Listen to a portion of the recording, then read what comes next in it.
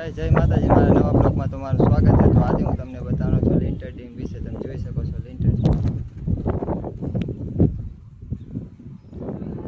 Guys, આ છે લિંટર dim અને આ ધાબુ છે। આની ભરાઈ પણ કાલે જ કરી છે।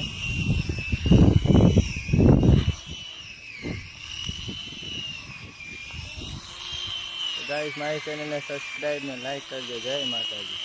જય માતાજી, મારા નવા બ્લોગમાં તમારું સ્વાગત છે। તો આજે હું તમને બતાવવાનો છું લિંટર ડીમ વિશે। તમે જોઈ શકો છો લિંટર ડીમ ગાઈસ, આ છે લિંટર ડીમ અને આ ધાબુ છે। આની ભરાઈ પણ કાલે જ કરી છે।